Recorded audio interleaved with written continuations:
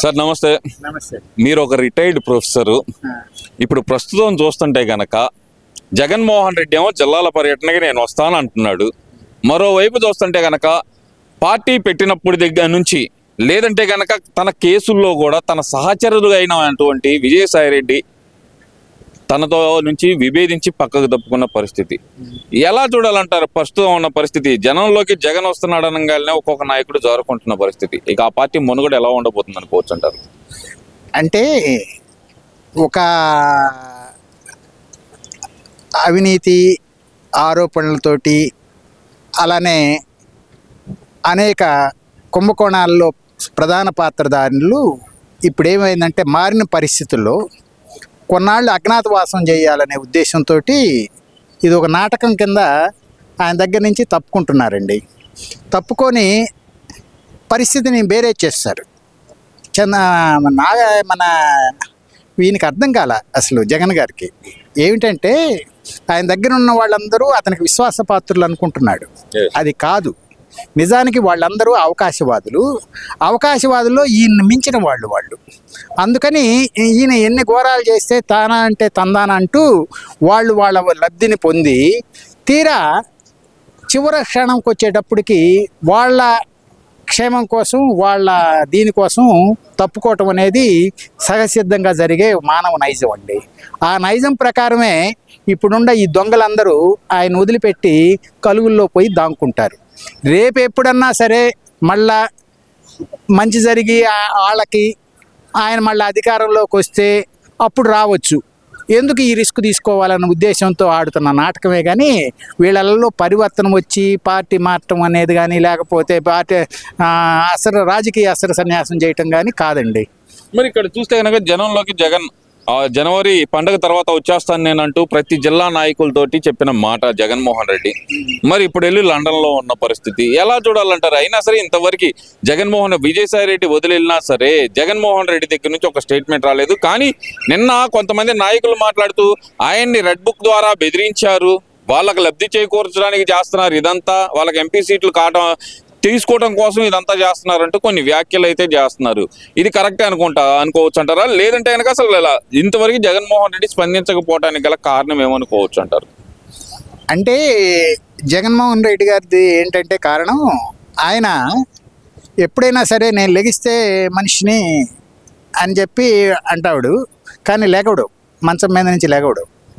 అందువల్ల మనం అందరం ఏంటంటే ఇదిగో వస్తున్నాను అదిగో వస్తున్నాను అని చెప్పి పార్టీలో కొంచెం నిరుత్సాహం రాకుండా ఉండటానికి అది ఒక స్ట్రాటజీ కింద ఆయన పాటిస్తున్నాడు. కానీ ఆయన వచ్చినా కూడా పర్యటించినా కూడా ఏమీ వచ్చే ఫలితం ఏమి లేదండి. ఎందుకంటే అదేమి ప్రజా సమస్యల మీద స్పందించే వ్యవహారం కాదు కదా.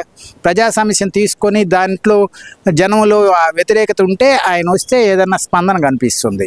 అంతేగాని ఊరికే వచ్చి వాళ్ళ పార్టీ వాళ్ళని రెచ్చగొట్టి వాళ్ళతోటి లేనిపోయిన అబద్ధాలతోటి ఒక యాత్ర చేస్తే ఏమైందంటే రోజుకి ₹1 కోటి ఖర్చు అవుతుంది. అందుకంటే ఇంకా పెద్ద ప్రయోజనం ఏమి లేదు. అందరిని తీసుకొచ్చి భోజనాలు పెట్టించి జై కొట్టించుకొని సీఎం అని కేకలు పెట్టించుకొని తిరగటం తప్పితే ఏమి ఉపయోగం లేదు. ఆ వచ్చే జనం కూడా ఎవరు వాళ్ళని ఒక్కసారి మళ్ళా జనంలో చూపిస్తే రెండోసారి టీవీలో వాళ్ళని చూసిన తర్వాత ధర్నాకు వచ్చిన వాళ్ళని చేసే వాళ్ళని అరిసే వాళ్ళని చూసిన తర్వాత ఇంకోసారి అతని జీవితంలో ఓటేయడెవడు ఆ బ్యాచ్ తోటి వస్తూ ఉంటాడనమాట. ఎందుకు సరే, ఇక్కడ ఇంకో విషయం కూడా తీసుకున్నాము. మరి నిన్న లోకేష్ గారు చెప్పారు 2 రోజుల నుంచి యాక్చువల్గా దావోస్ పర్యటన గురించి పెద్ద ట్రోలింగ్స్ జరుగుతున్నాయి వైసీపీ నాయకుల దగ్గర నుంచి. ఆ సింగల్ అద్దంకి వెళ్ళాడు రాను వచ్చాడంటూ కొంతమంది వైసీపీ నాయకులు చేసిన వ్యాఖ్యలు. దావోస్ వెళ్ళి లోకేష్ బాబుని జాకీలేసి లేపడానికి మాత్రమే చేస్తున్నారు ఇదంతా అని చెప్పి వాళ్ళు మాట్లాడుతున్న మాటలు నిన్న ఒక లోకేష్ గారు ఇచ్చిన ఆన్సర్. దానికి ఎలా చూడాలంటారు? 6,33,000 కోట్లు మేము దావోస్ వెళ్ళక ముందలే వచ్చినాయి. మరి రాష్ట్రానికి ఉన్న బ్రాండ్ ఇమేజ్ ఇది అంటూ ఆయన చేసిన వ్యాఖ్యలు. మరి దావోస్ నుంచి పెట్టుబడులు ఎందుకని సాధించలేకపోయారు అనుకోవచ్చు అంటారు? మరి ఇప్పుడు ఏంటంటే అండి, ఏదైనా సరే ఒక గుడ్ విల్లు ఏదన్నా సాధించాలంటే కొంత కష్టపడాలి. ఇప్పుడు ఆ ఒప్పందాలు అంతకుముందు జరిగినాయా, దావోస్లో జరిగినాయా, దావోస్ వెళ్ళి వాళ్ళని వచ్చినాయా అనేది కాకుండా చంద్రబాబు నాయుడు చాలా క్లియర్గా చెప్పాడు. ఏమిటి, మనము ఒక ప్రయత్నం చేయాలి, అక్కడ విషయాన్ని అవగాహన చేసుకోవాలి. ఈ విషయం అవగాహన చేసుకోవాలంటే ఏం చేయాలా? నువ్వు ఆ సమావేశాలకు పార్టిసిపేట్ చేయాలి. మిగిలిన పారిశ్రామికవేత్తల ఆలోచన తీరు ఎలా ఉంది, కొత్త రకాలైన ఇండస్ట్రీస్ ఎలా వస్తున్నాయి, కొత్త ఆలోచనలు ఎలా ఉన్నాయి అనేది తెలుసుకోవాలి కదా. ఆ తెలుసుకోవటానికి సమావేశాలకు వెళ్ళటం అనేది తప్పనిసరి.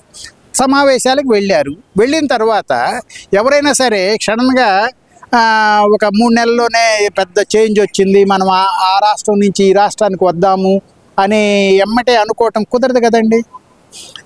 ఎందుకు కుదరదంటే ఈయన ఈ 5 సంవత్సరాల్లో చేసిన అరాచకం పారిశ్రామికవేత్తల గుండెల్లో రైళ్లు పరిగెత్తించింది.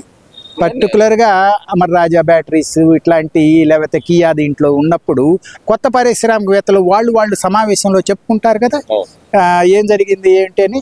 మేము ఏదైనా కొత్త పరిశ్రమ పెట్టాలి, ఆంధ్రప్రదేశ్ వెళ్ళొచ్చా అని అనంగులోనే వాళ్ళు ఏమనుకుంటారు, వాళ్ళల్లో కాన్ఫిడెన్స్ ముందు క్రియేట్ చేయాలంటే ఏంటంటే తప్పనిసరిగా వెళ్ళాలండి. వెళ్ళిన తర్వాత ఇప్పుడు సాధించిన ఈ 6 లక్షల కోట్ల ప్రాజెక్టులు మెటీరియలైజ్ అవ్వాలన్నా కూడా ఏదో ఒప్పందం చేసుకున్నంత మాత్రాన నమ్మకం కలగాలి, డబ్బులు తీసుకురావాలి, పెట్టుబడి పెట్టాలి, అది ఎగ్జిక్యూటివ్ చేయాలి అని అంటే వాళ్ళల్లో ఇంకా పరిపూర్ణమైన విశ్వాసం కలగాలి. ఆ కలగటానికే ఇది దోడ్పాడైంది. ఆయన పరిశ్రమల శాఖ ఇది ఐటీ మినిస్టర్ కింద ఆయన వెళ్ళారు, కానీ దీనికి సంబంధించి ప్రమోట్ చేయటం అనేది కాదు. అంటే లోకేష్ గారు చేసిన వ్యాఖ్య ఇంకో వ్యాఖ్య, ఆంధ్రప్రదేశ్లో పెట్టుబడి పెట్టాలి అంటే జగన్మోహన్ రెడ్డి రాడు అని చెప్పి గ్యారంటీ ఇవ్వగలరా మీరు అంటూ వ్యాపార వర్గాలు లేదంటే పెట్టుబడిదారులు అడుగుతున్న ప్రశ్న అంటున్నారు. అసలు అంత వ్యాపార వర్గాలు కానీ పెట్టుబడిదారులు కానీ జగన్మోహన్ రెడ్డి రాడు అనే హామీ అడగటానికి గల ప్రధాన కారణం ఏంటి? అంత భయపడటానికి గల ప్రధాన కారణం ఏమనుకోవచ్చు అంటారు? ఇప్పుడు ఏమిటంటే అండి, పారిశ్రామికవేత్తల నుంచి డబ్బు దండుకోవటం అనేది ఒక రకమైన కొత్త అవినీతి అండి. ఇదివరకు ఏమయ్యేదంటే గవర్నమెంట్ పనుల్లోనే కమిషన్లు తీసుకోవటము, లేకపోతే కుంభకోణాలు చేయటం ఉండేది. అవి బయట పడటానికి ఏంటంటే ఖర్చులు పెట్టడానికి గవర్నమెంట్ దగ్గర డబ్బులు ఉండాలి, ఇవన్నీ ఉండాలి, అది బయట రచ్చ అవుతుంది. అట్లా కాకుండా ఒక పారిశ్రామికవేత్తని ఏదో ఒక దీని కింద వాళ్ళని బ్లాక్మెయిల్ చేస్తే అతను సొంత డబ్బులైనా సరే తీసుకొచ్చి ఇస్తాడు కదా. అది కొత్త రకమైన క్రోనో క్యాపిటలిజం అంటాం. ఇది మన జగన్మోహన్ రెడ్డి కనిపెట్టాడు. దానికి విజయసాయి రెడ్డి నాంది పలికి దాన్ని అమలు జరపడాన్ని చూశాడు. అది రాజశేఖర్ రెడ్డి కాడి నుంచి మనము చిన్న పనుల్లో రూపాయి, ₹1 తీసుకునే కంటే కుంభస్థలాలను కొట్టి వాళ్ళ దగ్గర నుంచి కావాల్సిన వరకు దండుకోవటం అనేది చాలా ఈజీ అని చెప్పి ప్రూవ్ చేశారు. ఆ రాజశేఖర్ రెడ్డికి అంతేవాసి జగన్మోహన్ రెడ్డి కాబట్టి ఇద్దరు కలిసి చేసింది ఏంటంటే పారిశ్రామికవేత్తలని టెర్రరైజ్ చేసి వాళ్ళని లొంగ తీసుకొని వాళ్ళ దగ్గర నుంచి లబ్ధి పొందటం అనేది. దీంట్లో ఏంటంటే ఎవరికి తెలియదు, వాళ్ళ ఇద్దరి మధ్య జరిగింది. అట్లనే కాకినాడ పోర్టును కాజేయటం కానీ ఇట్లాంటివి కానీ ఇవన్నీ ఏమిటంటే అంటే ఎక్కువ మంది పబ్లిక్ తోటి సంబంధం లేకుండా తక్కువ మందిని హింసించి డబ్బులు సంపాదించుకోవటం, ఇంటర్నల్గా లబ్ధి పొందటం అండి. అది పారిశ్రామికవేత్తలందరిలో అర్థమైపోయిన తర్వాత కొత్తవాడు ఏడకొచ్చి ఏదైనా పరిశ్రమ పెట్టాడు అనుకోండి, పెట్టిన దాకా చూస్తారు, పెట్టిన తర్వాత ఏం చేస్తాడు, బయటకు వెళ్ళలేడు కదా. అందుకని నీకు అవి లేవు, పర్మిషన్లు ఈ లేవు అని చెప్పి అది లేదు ఇది లేచేసి మూత వేసేస్తాం, అది ఇది అని చెప్పి ఇబ్బంది అడిపించి అతను ముందుకు వెళ్ళనీయకుండా వెనక్కి వెళ్ళనీయకుండా అతన్ని పీడించి అతని దగ్గర నుంచి లంచం తీసుకోవటం అన్నమాట. అలాంటి భయపడే స్థితి నుంచి మరి చంద్రబాబు నాయుడు గారు వ్యాపార వర్గాలకు కానీ పెట్టుబడి వర్గానికి కానీ ఎలాంటి హామీ ఇవ్వగలరంటారు? ఎందుకంటే కంపల్సరీ మళ్ళీ నేనే అధికారంలోకి వస్తానని చెప్పి జగన్మోహన్ రెడ్డి ఒక పక్కన చెప్పుతున్న పరిస్థితిలో మరి పెట్టుబడిదారులని వాళ్ళ నమ్మకం ఎలా చూరగొనగలరు అంటారు మరి చంద్రబాబు నాయుడు గారు? రోజుతో అయ్యేది కాదండి. ఆయన ఏదైనా సరే ఒక సుదీర్ఘకాలం ఒక ప్రభుత్వం మీద నమ్మకం అనేది ఉంటేనే వాళ్ళు ఈ ప్రభుత్వంలో మనకు అలా జరగదు, మన వ్యాపారం మనం చేసుకోవచ్చు అనుకుంటే ఆ నమ్మకాలు ఆటోమేటిక్గా వస్తాయండి. తెలుగుదేశం మీద వాళ్ళు గతంలో చూశారు, ఇప్పుడు చూస్తున్నారు కాబట్టి తెలుగుదేశం నుంచి ఒత్తిడి లేదు కాబట్టి వాళ్ళకి ఉంది. కాకపోతే ఏంటంటే వాళ్ళు ఇప్పుడు వచ్చి ప్రాజెక్టు పెట్టారనుకోండి, పూర్తి అయ్యేటప్పటికి 4 ఏళ్ళు పట్టిద్ది కదా.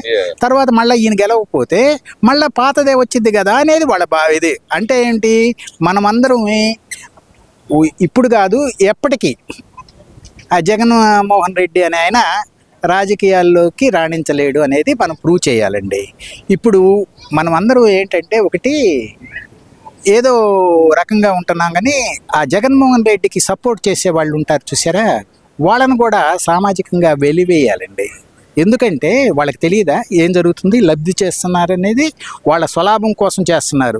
ఏదో మనం పక్కన తిరుగుతున్నాడు కదా అని వైసీపీ లీడర్స్ని వీళ్ళందరినీ మనం గౌరవిస్తున్నాం. ఇంకా కొంత ఆ గౌరవించటం అనేది లేకుండా వాళ్ళను కూడా జగన్మోహన్ రెడ్డిని ఎలా అయితే ట్రీట్ చేస్తున్నామో వాళ్ళను కూడా చేస్తే వాళ్ళు సిగ్గుపడి ఆయన పక్కన సపోర్ట్ చేయకుండా వస్తారు. అంటే సామాజిక సామాజికంగా వెలివేయాలి వాళ్ళని, బలపరిచే లీడర్లందరినీ ముందు.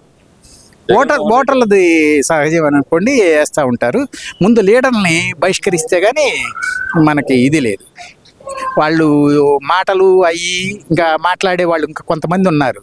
అసలు వాళ్ళు ఎందుకు రాజకీయం అలాంటి నీచ నికృష్టంగా ఎందుకు నడుపుతున్నారో అర్థం కాదు. అసలు రాజకీయం అంటేనే రోత పుట్టించేటట్టు తయారు చేశారు వీళ్ళు. దాంతో సమాజంలో కూడా మనకి ఇలాంటి అవకతవకలు జరుగుతున్నాయి. రాబోయే రోజుల్లో ఏంటంటే ఒక కంటిన్యూషన్ లేదు కదా అనే దాని మీద కొంతమంది పారిశ్రామికవేత్తలు భయపడుతున్నమాట వాస్తవం అండి. Thank you sir.